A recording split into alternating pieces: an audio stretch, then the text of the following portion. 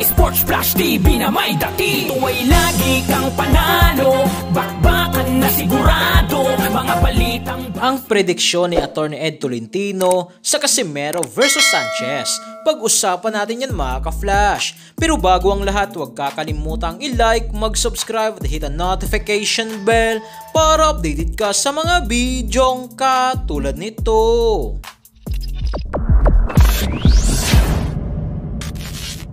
So sa pahayag nga po mga ka-flash ni Atty. Ed Tolentino patungkol sa muling pagbabalik ng angas ng Pinas former 3 Division World Champion Jandrel Cuadro alias Casimero versus former World Title Challenger Saul The Beast Sanchez na gaganapin sa Yokohama, Japan sa October 13. Ayon kay Atty. Ed, bakit nga raw sa Japan gaganapin ang laban? Ito ay dahil nga raw sa gusto ng mga Japanese promoter na ibenta si Casimero sa mga Hapones sa kadahilan andito nga po sa Japan, lumalaban si pound for pound rank number 2 sa buong mundo at kasalukuyang undisputed super bantamweight world champion na Oya the Monster Inoue na hawak ang 4 na titulo na WBA, IBF, WBC at WBO.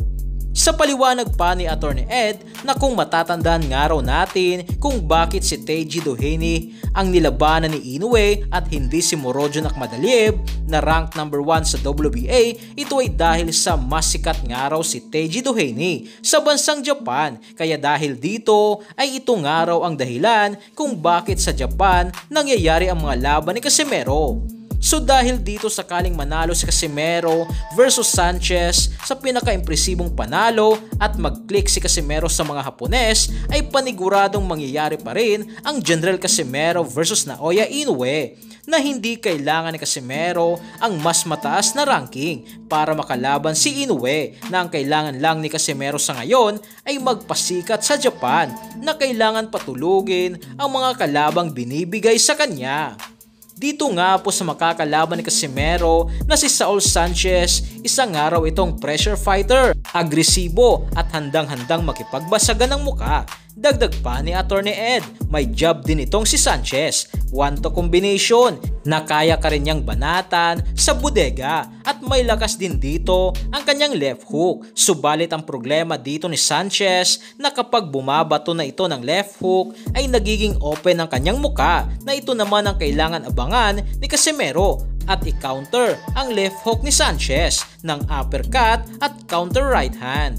Pagdating naman kay Casimero mga ka-flash, ay talagang napaka-importante dito ng conditioning ni Casimero dahil nga raw yan sa pagiging pressure fighter at aggressive ni Saul Sanchez na pasok lang ng pasok. Kaya dahil dito ay tiwala pa rin nga po si Atty. Ed Tolentino na si Casimero ang mananalo sa bakbakan. Isang former 3 Division World Champion at ito pa lamang ang pinaka-the most accomplished boxer na makakalaban ni Saul Sanchez, na mas malakas nga raw si Casimero kay Jason Moloney. Pero dito rin masusubukan ang conditioning ni Casimero sa mas bata at aktibong boxer na may edad pa lamang na 27 years old. Casimero is the most accomplished boxer na makakalaban ni Sanchez. Way better than Jason Moloney in my opinion. So yan lang para sa ating balitang boxing. Ano bang masasabi nyo tungkol dito?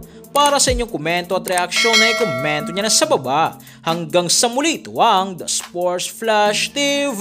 Sports Flash TV na may dati. Ito ay lagi kang panalo, bakbakan na sigurado, mga balitang boxing. Ito laging bago, balitang boxing, laban na kasado.